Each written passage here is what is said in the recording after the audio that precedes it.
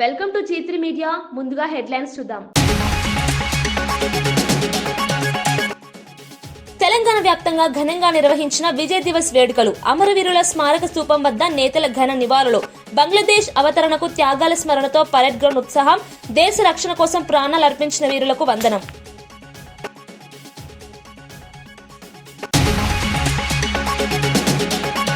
భవానీపురం ఫ్లాట్ల కూల్చివేతపై చంద్రబాబుకు జగన్ సవాల్. Court stay ఉన్నా ఇల్లు కూల్చడం దుర్మార్గం అన్న జగన్.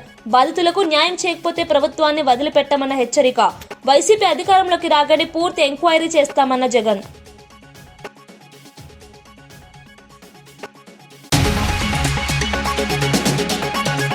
ఇంకా అధికారంలోనే ఉన్నామనే భ్రమలో కేటీఆర్ ఉన్నారని ఆది ఫైర్. 100 సీట్లు అన్న మాటలు ప్రజల తీర్పుతో బోల్తా అన్న విమర్శ. కుటుంబ ప్రయోజనాల కోసం పార్టీని అమ్ముతున్నారన్న ఆరోపణలు. ప్రజాస్వామ్యంలో తీర్పు చెప్పేది ప్రజలేనన్న ఆది శ్రీనివాస్.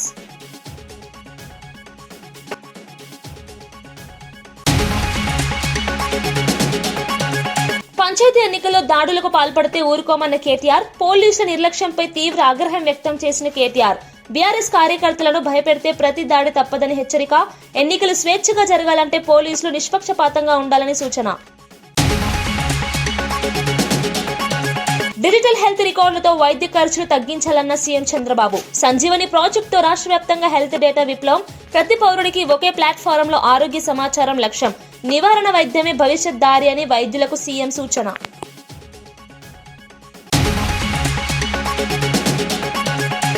వైద్య నిపుణులతో సీఎం చంద్రబాబు వీడియో కాన్ఫరెన్స్ నిర్వహించారు. సంజీవని ప్రాజెక్టు ద్వారా రాష్ట్ర ప్రజలందరికీ డిజిటల్ హెల్త్ రికార్డులు రూపొందిస్తున్నామని తెలిపారు.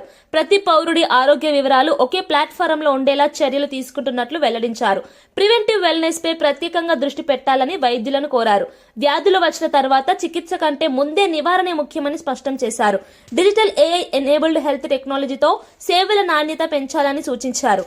ఆరోగ్య రంగంలో వ్యయం తగ్గించేందుకు ఆధునిక టెక్నాలజీని పూర్తిగా వినియోగించుకోవాలని తెలిపారు. ప్రభుత్వ ఆసుపత్రుల్లో సేవలు మరింత మెరుగుపడేలా డిజిటల్ వ్యవస్థలు కీలకంగా మారనున్నాయని సీఎం పేర్కొన్నారు. ప్రజలకు వేగవంతమైన పారదర్శక వైద్య సేవలు అందించడమే లక్ష్యమని చంద్రబాబు స్పష్టం చేశారు.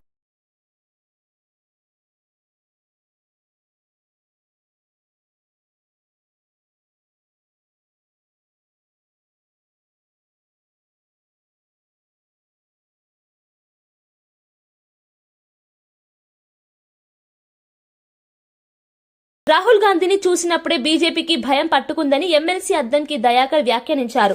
కిషన్ రెడ్డి మాటలు వింటే అదే స్పష్టంగా అర్థమవుతోందని తెలిపారు. బ్రిటిష్ వారికే భయపడని కాంగ్రెస్ పార్టీ వారి వారసులైన బీజేపీకి భయపడదని స్పష్టం చేశారు. నెహ్రూ కుటుంబంపై విష ప్రచారం చేస్తున్న బీజేపీకి తప్పకుండా ప్రజలే శాస్తి చేస్తారని హెచ్చరించారు. దేశ స్వాతంత్ర పోరాటంలో కాంగ్రెస్ పాత్రను తక్కువ చేసి చూపించే ప్రయత్నాలు జరుగుతున్నాయని విమర్శించారు. ప్రజాస్వామ్యం, రాజ్యాంగ విలువల పరిరక్షణ కోసం కాంగ్రెస్ పార్టీ ఎప్పుడూ ముందుంటుందని చెప్పారు. బీజేపీ రాజకీయాలు విభజనకు దారితీస్తున్నాయని ప్రజలు అన్ని గమనిస్తున్నారని పేర్కొన్నారు. బీజేపీ ఆర్ఎస్ఎస్ అంటే అధికారం మాత్రమే బలమైనది అనుకునే ఒక భ్రమలో ఇలా బీజేపీ బతుకుతున్నది. గతంలో ఆర్ఎస్ఎస్ కూడా అదే ఆలోచనతో ఉన్నది. ఆ సత్తా కోసం ఒక 100 సంవత్సరాలు వాళ్ళు కింద మీద పడి ఇప్పుడు వచ్చిన తర్వాత ఆ సత్తాను వినియోగించడం ఎట్లనో తెలియకుండా సత్యాన్ని వదిలి ఇలా పరిపాలిస్తున్నారు. కాబట్టే వాళ్ళకి సమస్య వచ్చింది. రాహుల్ గాంధీ మాట్లాడుతుంటే భయం ఎందుకు అవుతున్నది? ఇలా కిషన్ రెడ్డి గారు కూడా మాట్లాడుతున్నారు ఇలాంటి నాయకులు ఉండడం దురదృష్టకరము అని. కాంగ్రెస్ పార్టీకి కాదు, దేశానికి నాయకత్వం నుంచి ఒక యువ నాయకుడు వచ్చిన ఇవాళ దేశంలో పీడితులు, బడుగులు, బలహీన వర్గాలు, మైనారిటీలు అందరూ కూడా ఈరోజు తన వైపు చూస్తున్నారు. రెండవది, మీరు గెలవడానికి చేసే రాజకీయం తప్పితే ప్రజల్ని గెలిపించే రాజకీయం బీజేపీకి తెలియదు. అది ప్రజలు తిరగబడ్డ రోజు అర్థమవుతుంది. ఏ నేపాలో, ఏ శ్రీలంకనో, లేకపోతే ఏ బంగ్లాదేశో అట్లా అయినప్పుడు అర్థమవుతుంది. కానీ ఒక మాట మాత్రం వాస్తవం, ఇప్పటికీ ఒకే ఒక్కడు రాహుల్ గాంధీ బీజేపీకి, మోదీకి నిద్ర పట్టకుండా చేస్తున్న పరిస్థితి మనం గమనించాల్సిన అవసరం ఉంది. అందుకనే పిచ్చి పిచ్చిగా ట్రోల్స్ చేస్తారు, గాంధీని విమర్శిస్తారు, నెహ్రూని విమర్శిస్తారు. నిర్లజ్జగా, నిస్సిగ్గుగా వాళ్ళు మాట్లాడుతున్న తీరు చూస్తే అందరు కూడా ముక్కున వేలేసుకుంటున్న పరిస్థితి ఉన్నది. ఆ రోజు ఇదే పరిస్థితి బ్రిటిష్ వాళ్ళతో కొట్లాడేటప్పుడు ఉంది కాంగ్రెస్ పార్టీకి. ఈరోజు బీజేపీతో కొట్లాడేటప్పుడు కూడా అదే పరిస్థితి ఉంది. బ్రిటిష్ వాళ్ళనే లెక్క చేయకుండా ఏ విధంగా పోరాడిన కాంగ్రెస్ పార్టీ బీజేపీ వాళ్ళని ఎందుకు లెక్క చేస్తారు? అది నడుమంత్రం. పంచాయతీ ఎన్నికల్లో బీఆర్ఎస్ మద్దతు ఇస్తున్న సర్పంచ్ అభ్యర్థులపై కాంగ్రెస్ నేతలు దాడులు చేస్తున్నారని కేటీఆర్ ఆరోపించారు. ఈ దాడులపై పోలీసులు పట్టించుకోవడం లేదని మండిపడ్డారు. పోలీసులు డ్యూటీ సరిగా చేయకపోతే తామే డ్యూటీ చేస్తామని హెచ్చరించారు. ప్రజాస్వామ్యంలో ఎన్నికలు స్వేచ్ఛగా జరగాల్సిందేనని చెప్పారు. దాడులకు పాల్పడితే దాడికి ప్రతి దాడి తప్పదని స్పష్టం చేశారు. బీఆర్ఎస్ కార్యకర్తలను భయపెట్టే ప్రయత్నాలు చేస్తే తిరగబడతామని తెలిపారు. ప్రభుత్వ పెద్దల అండతోనే ఈ దాడులు జరుగుతున్నాయని విమర్శించారు. శాంతియుతంగా ఎన్నికలు జరగాలంటే పోలీసులు నిష్పక్షపాతంగా వ్యవహరించాలని డిమాండ్ చేశారు. పార్టీ శ్రేణులు సంయమనం పాటించాలని, కానీ అవసరమైతే తగిన విధంగా స్పందిస్తామని కేటీఆర్ స్పష్టం చేశారు. నల్గొండ నియోజకవర్గంలో ఒక సోదరుడు, ఒక బీసీ సోదరుడు, ఆయన కూడా నామినేషన్ వేస్తే నామినేషన్ వేయొద్దని బెదిరించి కొట్టి ఆఖరికి కిడ్నాప్ చేసి ఆయనకు మూత్రం దాగిచ్చారు. అయినా కూడా ఇంతవరకు కేసు పెట్టలేదు అక్కడ ఉండే పోలీస్ యంత్రాంగం. ఈ రకమైన అరాచకాలు ఏవైతే ఇవాళ రాష్ట్ర వ్యాప్తంగా జరుగుతున్నాయో, ఇటు కామారెడ్డి జిల్లా ఎల్లారెడ్డిలో గాని, అక్కడ సూర్యాపేట జిల్లాలో గాని, నల్లగొండ జిల్లాలో గాని, ఇవన్నీ కూడా గుర్తుపెట్టుకుంటున్నాము. ఇవన్నీ కూడా ప్రజలు కూడా గమనిస్తా ఉన్నారు. పోలీస్ యంత్రాంగాన్ని నేను మళ్లీ కోరుతున్నా, ఇప్పటికైనా స్పందించండి, మీ డ్యూటీ చేయండి. ఒకవేళ మీరు చేయని పక్షంలో మరి మేమే డ్యూటీ చేయాల్సి వస్తుంది. తప్పకుండా శాంతి భద్రతల సమస్య వస్తుంది. దాడికి ప్రతి దాడే సమాధానం అనుకుంటే మేము కూడా తెగబడాల్సి వస్తుంది. తిరగబడ్డప్పుడు మరి మీకే ఇబ్బంది అవుతుంది, గుర్తుపెట్టుకోమని చెప్పి కూడా కోరుతూ, రాష్ట్ర ప్రభుత్వాన్ని మళ్ళొక్కసారి నేను చెప్తా ఉన్నా, మరి రేపు మళ్లీ ఇంకో దశ ఎన్నికలున్నాయి. ఈ రకంగా ఆవేశాలకు లోనయ్యే విధంగా మీ కార్యకర్తలను మీరేదైతే రెచ్చగొడుతున్నారో ముఖ్యమంత్రి గారు మీ భాషతో ఇష్టం వచ్చినట్టు మాట్లాడుతూ, నోటికొచ్చిన దూషణలు మాట్లాడుతూ, ఇది మంచిది కాదు. ప్రజాస్వామ్యంలో ఇకనైనా సవరించుకోండి, లేకపోతే జరగబోయే పరిణామాలకు మీరే బాధ్యత వహించాల్సి ఉంటుందని చెబుతూ, భారతి గారి కుటుంబానికి, అదేవిధంగా గాయపడ్డ మిగతా కుటుంబాలకు కూడా వైద్య ఖర్చులు మొత్తం పార్టీ నుండే మేమే భరిస్తాము. తప్పకుండా ప్రతి కార్యకర్తకు కూడా పార్టీ అండగా ఉంటుందని చెప్పి కూడా మరొక మాట చెబుతూ అట్లాగే మా నాయకులు కార్యకర్తలకు కూడా నా విజ్ఞప్తి, నా ప్రార్థన, దయచేసి జగిత్యాలలో డాక్టర్ సంజయ్ వర్సెస్ సంజయ్ అంశం రాజకీయంగా హాట్ టాపిక్ గా మారింది. ఎమ్మెల్యే డాక్టర్ సంజయ్ ను ఉద్దేశించి కోరుట్ల ఎమ్మెల్యే కల్వకుంట్ల సంజయ్ తీవ్ర స్థాయిలో విమర్శలు చేశారు. జగిత్యాల ఆత్మగౌరవాన్ని డాక్టర్ సంజయ్ తాకట్టు పెట్టారని మండిపడ్డారు. మెడికల్ కాలేజీ నిర్మాణ పనులు 2 ఏళ్లుగా నత్తనడకన సాగుతున్నా పట్టించుకోవడం లేదని ప్రశ్నించారు. మీరు ఏ పార్టీలో ఉన్నారో మీకే తెలియదని ఎద్దేవా చేశారు. దమ్ముంటే రాజీనామా చేయాలని సవాల్ విసిరారు. తాను కోరుట్లలో రాజీనామా చేసి జగిత్యాలలో పోటీ చేస్తానని ప్రకటించారు. ఈ వ్యాఖ్యలు జగిత్యాల రాజకీయ వాతావరణాన్ని మరింత ఉద్రిక్తంగా మార్చాయి. జగిత్యాల అంటే తెలియదు, జిల్లా హెడ్ క్వార్టర్ ఏందో తెలియదు నీకు, Jagtial constituency medical college Jagtial జిల్లా తెలియదు నీకు. నువ్వు జగిత్యాల ఒక జగిత్యాల గురించి మాట్లాడుతా ఉన్నావా? ఇప్పటి వరకు జగిత్యాల సమస్య ఒక్కడి అసెంబ్లీలో 2 సంవత్సరాలు లేవనెత్తింది ఎవరైనా చూపెట్టండి. ఇప్పుడు వరకు ఒక్క అసెంబ్లీలో జగిత్యాల సమస్య ఇప్పుడు లేవనెత్తి చూపెట్టండి. అది చేయడు. ఏ ఎమ్మెల్యే నా ఊరికి ఎందుకు వచ్చిండు, ఆ ఎమ్మెల్యే నా ఊరికి ఎందుకు వచ్చిండు, ఇవ్వా నీ అభద్రతా భావం మాకు తెలుసు నాయన. మేము ఎప్పుడు రాము కూడా. మెడికల్ కాలేజ్ మా అందరి విద్యార్థులు, మా జిల్లాకు సంబంధించిన మెడికల్ కాలేజ్ అది మా హక్కు. మా బాబు కేసీఆర్ గారు ఆరంభించారు. వీళ్ళు కేసీఆర్ గారు చేసిన పని అని చెప్పి కంప్లీట్ చేయట్లేదు గవర్నమెంట్ అని. గవర్నమెంట్ ప్రొసీజర్కి వస్తే ఏది పడితే అది మాట్లాడతా, తల్లిదండ్రుల గురించి మాట్లాడతా. జవహర్ నగర్ ను జీహెచ్ఎంసీలో విలీనం చేస్తున్నప్పటికీ అక్కడి ప్రజల సమస్యలను పట్టించుకోవడం లేదని ఆరోపణలు వెల్లువెత్తుతున్నాయి. జీహెచ్ఎంసీ పరిధిలోని 150 డివిజన్ల చెత్త మొత్తాన్ని జవహర్ నగర్ లోనే వేస్తున్నారని స్థానికులు ఆవేదన వ్యక్తం చేస్తున్నారు. బీఆర్ఎస్ హయాంలో వార్డుల్లో మురుగునీటిని శుద్ధి చేసినట్లు గుర్తు చేశారు. కాంగ్రెస్ ప్రభుత్వం వచ్చిన తర్వాత కనీసం పట్టించుకోవడం లేదని విమర్శించారు. చెత్త, మురుగు కారణంగా ప్రజలు అనారోగ్యానికి గురవుతున్నారని తెలిపారు. జవహర్ నగర్ ప్రజల జీవన ప్రమాణాలు దిగజారుతున్నాయని ఆందోళన వ్యక్తమైంది. తక్షణమే ప్రభుత్వం చర్యలు తీసుకోవాలని డిమాండ్ చేస్తున్నారు. దిక్కులేదు మీ చెత్తంతా బాబా, మీ చెత్త మల్లారెడ్డి గారు, మీరు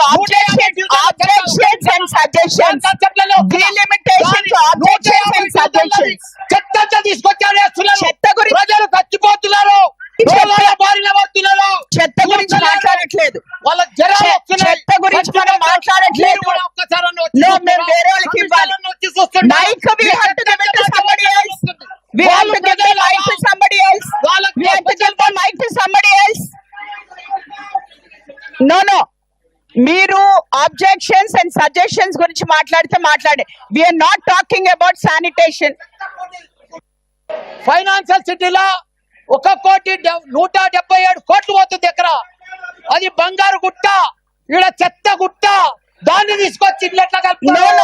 నో నో మీరు మీ డీలిమిటేషన్, ఆబ్జెక్షన్స్ అండ్ సజెషన్స్ గురించి మాట్లాడండి. లేదు అంటే నాది I have to give it to another person. Jagadish Goud గారు.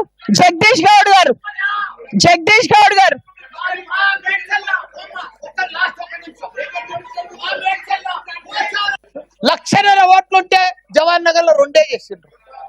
బోడుప్పల్ పిరిదాస్ గుడిలో 2 చేసిండ్రు. అంటే ప్రజలు చచ్చిపోని వాళ్ళని పట్టించుకోము, చెత్తకుండిని అంతా కలుపుతాము. నేను చెప్పేది ఏంటంటే కొద్దిగా మీరు కూడా మేయర్ ఉన్నారు, ఇంకా 2 నెలలు ఉంటారు. మా జవహర్ నగర్ ఒకసారి విజిట్ చేయాలి మీరు. దానికి స్పెషల్ ఫండ్ ఇవ్వాలి. అప్పుడే మాకు అన్ని. ఇప్పుడు ఎందుకంటే నేను బంజారాలు, జూబ్లీహిల్స్ 5 స్టార్ హోటల్స్ ఉన్నాయి. ఆడ కీసరాళ్ళేమో గ్రామాలు ఉన్నాయి, మోరీలు లేవు, డ్రైనేజ్ లేదు, పెంకటీలు ఉన్నారు, రైతులు ఉన్నారు. దాన్ని తీసుకొచ్చి దీంట్లో కలుపుతారు ఎట్లా?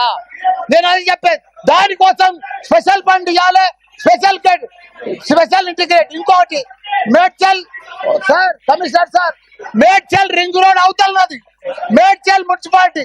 దాన్ని రింగ్ రోడ్ లోపల ఎట్లా కలుపుతారు జిహెచ్ఎంసీలా? జర కూర్చోవా, నీకేం బాధ? మా కాడ జవహర్ నగర్ చెత్తకుండి మల్లారెడ్డి గారు, ఇది చెత్త పడుతున్నారు. మల్లారెడ్డి గారు, మా దగ్గర చెప్తున్నారు. మల్లారెడ్డి గారు, జవహర్ నగర్ జిహెచ్ఎంసీ చెత్త మా దగ్గర చెప్తున్నారు. జగదీష్ గౌడ్ గారు, you get up and speak. No Jagadish Goud గారు మాట్లాడతారు. గౌరవ బంగ్లాదేశ్ అవతరణ దినోత్సవం సందర్భంగా తెలంగాణలో విజయ్ దివస్ ను ఘనంగా నిర్వహించారు. సికింద్రాబాద్ పరేడ్ గ్రౌండ్ లోని అమరవీరుల స్తూపం వద్ద governor Jishnu Dev Varma, deputy CM Bhatti Vikramarka నివాళులు అర్పించారు. త్రివిధ దళాల అధికారులు గౌరవ వందనం సమర్పించారు. యుద్ధ భూమిలో పాల్గొన్న మాజీ సైనిక అధికారులు, సైనిక ఉద్యోగులు కూడా కార్యక్రమంలో పాల్గొన్నారు. అమరవీరుల త్యాగాలను స్మరించుకుంటూ ఘన నివాళులు అర్పించారు. దేశ స్వాతంత్ర్యం, బంగ్లాదేశ్ అవతరణకు చేసిన త్యాగాలు చిరస్మరణీయమని నేతలు పేర్కొన్నారు. విజయ్ దివస్ కార్యక్రమాలు రాష్ట్ర వ్యాప్తంగా ఉత్సాహంగా కొనసాగాయి.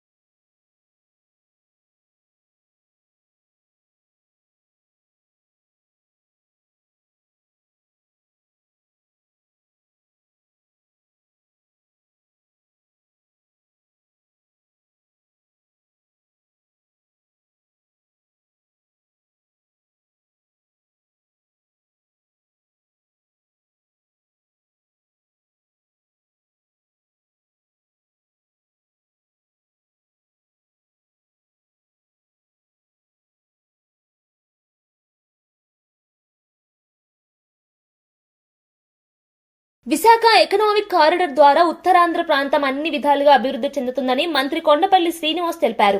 ఈ కారిడార్ ఏర్పాటు వల్ల పరిశ్రమలు, పెట్టుబడులు, మౌలిక సదుపాయాలు వేగంగా పెరుగుతాయని చెప్పారు. యువతకు పెద్ద ఎత్తున ఉపాధి అవకాశాలు లభిస్తాయని, స్థానిక ఆర్థిక వ్యవస్థ బలోపేతం అవుతుందని అన్నారు. విశాఖ కేంద్రంగా ఉత్తరాంధ్రను అభివృద్ధి పదంలో ముందుకు తీసుకెళ్లడమే ప్రభుత్వ లక్ష్యమని మంత్రి స్పష్టం చేశారు. 17 ఫ్యాక్టర్స్ ఉంటాయి. ఆ 17 ఫ్యాక్టర్స్ లో కూడా అభివృద్ధి రావాలంటే ఎడ్యుకేషన్ గానీ, హెల్త్ గానీ, క్వాలిటీ ఆఫ్ లివింగ్ గానీ, పొల్యూషన్, ఎయిర్ పొల్యూషన్ గానీ, ఉద్యోగ అవకాశాలు గానీ, ఇండస్ట్రియలైజేషన్ గానీ, ఇండస్ట్రీస్ సెల్ఫ్ ఎంప్లాయ్మెంట్ గానీ, ఇవన్నీ ఫ్యాక్టర్స్ లో కూడా మన ఉత్తరాంధ్రలో ఈ విశాఖపట్నం ఎకనామిక్ కారిడార్ ఏదైతే స్థాపించబడిందో ఈ కారిడార్ అభివృద్ధికి ఒక ప్లానింగ్ ఇవ్వడం జరిగింది. మన ప్రాంతంలో ఐటీ ఇండస్ట్రీస్ కి స్కోప్ గానీ, టాయ్ మ్యానుఫ్యాక్చరింగ్ స్కోప్ గానీ, టెక్స్టైల్ ఇండస్ట్రీ స్కోప్ గానీ, ఫార్మా ఇండస్ట్రీ స్కోప్ గానీ, ఫుడ్ ప్రాసెసింగ్ ఇండస్ట్రీ స్కోప్ గానీ, ఫెర్రో ఎల్ఐస్ ఇండస్ట్రీ స్కోప్ గానీ, ఇవన్నీ కూడా మనకి డీటెయిల్ గా ఒక గ్రోత్ ఇంజిన్స్ కింద పెట్టడం జరిగింది. దీన్ని అలవర్చుకొని దానికి కావాల్సినటువంటి మౌలిక సదుపాయాలు, ఇన్ఫ్రాస్ట్రక్చర్ ఎలా చేయాలి, ఇవన్నీ కూడా కార్యరూపణ అనేది కొంత గైడెన్స్ మా అందరికి కూడా ఇవ్వడం జరిగింది. ఇప్పుడు ఈ రకంగా మనం ప్లానింగ్ చేసి మైన్యూట్ డీటెయిల్స్ లో మానిటర్ చేయడం వల్ల ఖచ్చితంగా అభివృద్ధి అనేది మన జిల్లాకి కానీ, మన చుట్టుపక్కల ఉన్న జిల్లాలన్నిటికీ కూడా జరుగుతుందన్న ఆశాభావం నాకు బాగా ఉంది. కేంద్ర ప్రభుత్వం ఉపాధి హామీ పథకాన్ని నిర్వీర్యం చేసే కుట్ర చేస్తోందని రాష్ట్ర మంత్రి పొన్నం ప్రభాకర్ తీవ్ర ఆరోపణలు చేశారు. ఉపాధి హామీ చట్టం పేరును మార్చి పథకాన్ని బలహీనపరచాలని కేంద్ర ప్రభుత్వం చూస్తోందని విమర్శించారు. పార్లమెంట్లో హడావుడిగా బిల్లులు ప్రవేశపెట్టడం వెనుక ప్రజా వ్యతిరేక ఉద్దేశాలున్నాయని అన్నారు. ఇప్పటికే ఉపాధి హామీ పథకానికి కుంటి సాకులు చెబుతూ నిధుల్లో కోతలు విధిస్తున్నారని మండిపడ్డారు. గాంధీ పేరు తొలగించడం ద్వారా మహాత్మా గాంధీని అవమానపరుస్తున్నారని ఆరోపించారు. కరోనా సమయంలో దేశవ్యాప్తంగా గ్రామీణ ప్రాంతాల్లో కోట్లాది పేదలకు ఉపాధి హామీ పథకం జీవనాధారంగా నిలిచిందని గుర్తు చేశారు. అన్ని కలుపుకొని మహాత్మా గాంధీ రోజ్గార్ యోజనకు పేరు మార్చి విబిజి రామ్జీ అని పేరు పెట్టడం వల్ల ఏం జరుగుతుందో అర్థం కావడం లేదు. ఇది పూర్తిగా గాంధీ గారిని అవమానపరిచినట్టే. జాతి పితను ఇప్పటికే గాడ్సే వారసులుగా మీకు ఒక పేరుంది.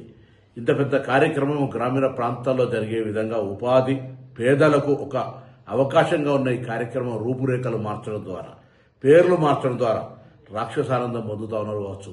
తిరిగి కాంగ్రెస్ పార్టీ అధికారంలోకి వస్తుంది, తిరిగి జాతిపిత మహాత్మా గాంధీ గారి పేరు పెట్టుకుంటాం, తిరిగి పేదలకు సంబంధించినటువంటి గ్రామీణ ప్రాంతాలకే కాదు అవసరమైన చోట పట్టణ ప్రాంతాలకు కూడా విస్తరించే ప్రయత్నం చేస్తాం.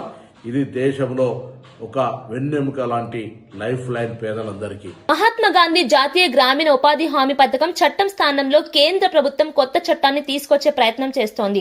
ఇందులో భాగంగా విబిజి బిల్లు 2025ను మంగళవారం లోక్సభలో కేంద్ర ప్రభుత్వం ప్రవేశపెట్టింది. ఈ బిల్లుపై విపక్షాలు తీవ్ర అభ్యంతరం వ్యక్తం చేశాయి. ఈ సందర్భంగా కాంగ్రెస్ ఎంపీ శశి థరూర్ బిల్లును తీవ్రంగా వ్యతిరేకించారు. ఉపాధి హామీ పథకం పేరులో నుంచి మహాత్మా గాంధీ పేరును తొలగించడం అనైతికమని ఆయన అన్నారు. గాంధీ పేరు ఈ పథకానికి ప్రతీకగా మారిందని, ఆయన ఆశయాలకు విరుద్ధంగా ఈ మార్పులు చేస్తున్నారని విమర్శించారు. అంతేకాకుండా రాముడి పేరును కూడా ఈ విధంగా రాజకీయ అవసరాల కోసం వాడకూడదని కేంద్ర ప్రభుత్వానికి విజ్ఞప్తి చేశారు. Foundation of this crucial program. Mahatma Gandhi's vision of Ram Rajya was never a purely political program. It was a socio-economic blueprint rooted in the empowerment of villages, and his unwavering faith in Gram Swaraj was part of his vision of Ram Rajya. So the original act, by bearing his name, acknowledged this profound connection that true employment guarantee and upliftment must flow from the grassroots, embodying his principle of the last man first. To remove the name Mahatma Gandhi is to strip the bill of its moral compass and its historical legitimacy, and then to have two languages in the title just to make the acronym J. Ramji is not just a violation of Article 348 as pointed out in the previous discussion, but it also reminds me of a song, of a lyric from my childhood. Sir, mere bachpan mein ye gaate the, dekho ye divano ye kaam mat karo, Ram ka naam badnaam mat karo. And in this particular case it's a real... Sir, we must also seriously question the legislative intent behind the financial restructuring proposed in the bill. The proposal to impose 40% of the financial burden directly onto the state governments is not just fiscally irresponsible, it's a measure that threatens to make the entire program unviable, sir. Vijayawada Bhavanipuram 42 ఫ్లాట్ల బాధితులకు ప్రభుత్వమే అండగా నిలవాలని YS Jagan demand చేశారు. Court stay ఉన్నప్పటికీ ఫ్లాట్లను కూల్చివేయడం దుర్మార్గమని మండిపడ్డారు. బాధితులకు న్యాయం చేయాల్సిన బాధ్యత ప్రభుత్వానిదేనని స్పష్టం చేశారు. వైసీపీ అధికారంలోకి వచ్చిన తర్వాత పూర్తి స్థాయి ఎంక్వైరీ చేపట్టి చంద్రబాబును కోర్టు ముందు దోషిగా నిలబెడతామని జగన్ సవాల్ విసిరారు. పేదల ఆవేదనపై రాజకీయాలు చేయొద్దని హెచ్చరించారు. వీళ్ళందరికీ కూడా ఇమ్మీడియట్లీ ఇక్కడే గవర్నమెంట్ రావాలి. వీళ్ళకి సంబంధించిన లోన్లన్నీ కూడా గవర్నమెంట్ తన రెస్పాన్సిబిలిటీ కింద గవర్నమెంటే కట్టేట్టుగా తీసుకోవాలి. నష్టపోయిన వీళ్ళందరికీ కూడా ఇక్కడే స్థలాలు ఇస్తారా, లేకపోతే ఇలాంటి స్థలమే ఇంకో చోట ఇచ్చి ఇంకో ఇల్లు కట్టించి వీళ్ళకి న్యాయం చేస్తారా అన్నది గవర్నమెంట్ డిసైడ్ చేసుకోవాలి. నేను చంద్రబాబు నాయుడు గారు గట్టిగా ఒకటే చెప్తా ఉన్నా, అయ్యా చంద్రబాబు, నువ్వు గన ఈ కార్యక్రమం చేయకపోతే రేపొద్దున మా ప్రభుత్వం వచ్చిన తర్వాత, వైఎస్ఆర్సీపీ ప్రభుత్వం వచ్చిన తర్వాత ఖచ్చితంగా చెప్తా ఉన్నాను, ఇదే ఎంక్వైరీ మేమేస్తాం, మిమ్మల్ని కోర్టు ముందర దోషులుగా నిలబెట్టడమే కాకుండా వీళ్ళందరికీ కూడా, బాధితులందరికీ కూడా కంటికి రెప్పలా మేమంతా కూడా కాపాడుకుంటూ వీళ్ళందరూ కూడా. కేటీఆర్ ఇంకా అధికారంలోనే ఉన్నామని భ్రమలో ఉన్నారని ఎమ్మెల్యే ప్రభుత్వ విప్ ఆది శ్రీనివాస్ తీవ్ర వ్యాఖ్యలు చేశారు. 100 సీట్లు గెలుస్తామని గొప్పలు చెప్పి చివరకు ప్రతిపక్ష హోదాకే పరిమితమయ్యారని ఎద్దేవా చేశారు. సారు కారు 16 అంటూ ప్రజలను మభ్యపెట్టారని విమర్శించారు. కవిత కోసం బీఆర్ఎస్ పార్టీని బీజేపీలో విలీనం చేసేందుకు సిద్దమయ్యారన్న ఆరోపణలు చేశారు. సొంత కుటుంబ ప్రయోజనాల కోసం పార్టీని అమ్మే స్థితికి తీసుకొచ్చారని ఘాటు వ్యాఖ్యలు చేశారు. ఆలోచన లేకుండా ఆనాడు సారు కారు 16 అని చెప్పి బోల్తా పడ్డనాటి నుండి 100 సీట్లు గెలుచుకుంటామని చెప్పి 2023లో ప్రజల దెబ్బకు ప్రతిపక్షానికి పరిమితమై ఆ ప్రతిపక్ష పాత్ర కూడా సరిగా పోషించలేక కేసీఆర్ అసెంబ్లీకి రాకపోవడమే కాకుండా ఫామ్ హౌస్కే పరిమితమైనటువంటి అంశాన్ని గమనించి ముఖ్యమంత్రిగా గౌరవ రేవంత్ రెడ్డి గారు పదవి బాధ్యత స్వీకరించిన తర్వాత ఇచ్చిన హామీలు అమలు చేస్తూ ముందుకు పోతున్నటువంటి తరుణంలో వచ్చిన ఎన్నికల్లో పార్లమెంటుకు సంబంధించిన దానిలో గుండు సున్నాకే పరిమితమైనటువంటి సందర్భంలో కూడా తమ ఆత్మను ప్రశ్నించుకోవడం మానేసి ఆ ఎన్నికల్లో మనం చూసినాం, కవిత కోసం బీఆర్ఎస్ పార్టీని సైతం బీజేపీలో కలపడానికి కోసం కూడా ప్రయత్నం చేసినట్టుగా బీజేపీ నాయకులు ఆ తర్వాత చెప్పినటువంటి అంశంలో, అంటే వారి స్వంత కుటుంబ ప్రయోజనాల కోసం. తలకోనలోని ప్రసిద్ధ సిద్ధేశ్వర స్వామి ఆలయ నిర్మాణ పనులకు అవసరమైన నిధులను మంజూరు చేసినట్లు టీటీడీ చైర్మన్ బీఆర్ నాయుడు తెలిపారు. ఆలయ అభివృద్ధి, పునర్నిర్మాణ పనులు వేగవంతంగా చేపట్టేందుకు టీటీడీ నిర్ణయం తీసుకున్నట్లు ఆయన చెప్పారు. భక్తుల సంఖ్య రోజు రోజుకు పెరుగుతున్న నేపథ్యంలో ఆలయంలో మౌలిక సదుపాయాలు మెరుగుపరచాల్సిన అవసరం ఉందని తెలిపారు. ఆలయ ప్రాంగణ అభివృద్ధి, దర్శన సౌకర్యాలు, భక్తులకు అవసరమైన వసతుల కల్పనకు ఈ నిధులు ఉపయోగించనున్నట్లు వెల్లడించారు. ఆమోదం తెలపడం జరిగింది. తలకోనలో ఉన్నటువంటి సిద్ధేశ్వర స్వామి ఆలయం నిర్మాణ పనులు 2వ దశలో 14.10 కోట్లతో ఇప్పుడు మంజూరు చేయడం జరిగింది. తిరుపతిలోని పద్మావతి మహిళా డిగ్రీ కళాశాలలో ప్రస్తుతం ఉన్న 2100 హాస్టల్ సీట్ నుంచి మరో 270 సీట్లు అదనంగా పెంచాలనేటువంటి నిర్ణయం తీసుకోవడం జరిగింది. టీటీడీ ఇంజనీరింగ్ విభాగంలో 4 కేటగిరీల్లో ఉన్నటువంటి 60 పోస్టులకు రిక్రూట్మెంట్ చేయటం కూడా జరుగుతుంది త్వరలోనే. తిరుమలకు వచ్చే దారులు ఏవైతే ఉన్నాయో అవన్నీ కూడా రిపేర్లు చేయటం, బ్యూటిఫికేషన్ చేయటం, అవన్నీ కూడా టీటీడీ బాధ్యత తీసుకుంటుంది.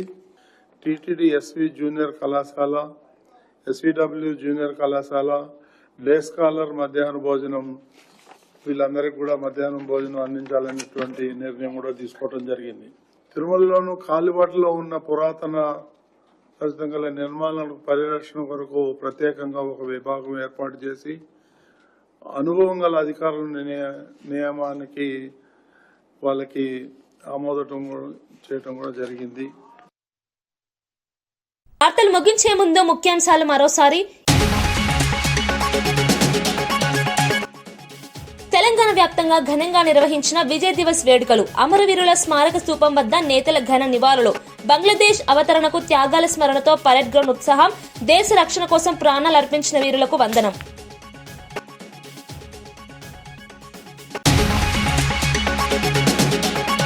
భవానీపురం ఫ్లాట్ల కూల్చివేతపై చంద్రబాబుకు జగన్ సవాల్. కోర్టు స్టే ఉన్నా ఇల్లు కూల్చడం దుర్మార్గం అన్న జగన్.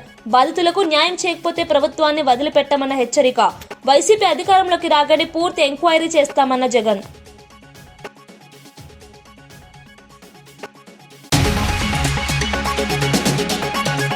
ఇంకా అధికారంలోనే ఉన్నామనే భ్రమలో కేటీఆర్ ఉన్నారని ఆది ఫైర్.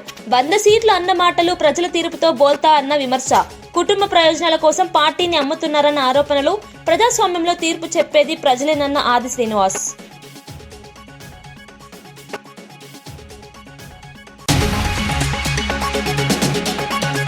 పంచాయతీ ఎన్నికల్లో దాడులకు పాల్పడితే ఊరుకోమన్న కేటీఆర్. పోలీసుల నిర్లక్ష్యంపై తీవ్ర ఆగ్రహం వ్యక్తం చేసిన కేటీఆర్. బీఆర్ఎస్ కార్యకర్తలను భయపెడితే ప్రతి దాడి తప్పదని హెచ్చరిక. ఎన్నికలు స్వేచ్ఛగా జరగాలంటే పోలీసులు నిష్పక్షపాతంగా ఉండాలని సూచన. డిజిటల్ హెల్త్ రికార్డులతో వైద్య ఖర్చులు తగ్గించాలన్న సీఎం చంద్రబాబు. సంజీవని ప్రాజెక్టుతో రాష్ట్ర వ్యాప్తంగా హెల్త్ డేటా విప్లవం. ప్రతి పౌరుడికి ఒకే ప్లాట్ఫారంలో ఆరోగ్య సమాచారం లక్ష్యం. నివారణ వైద్యమే భవిష్యత్ దారి అని వైద్యులకు సీఎం సూచన.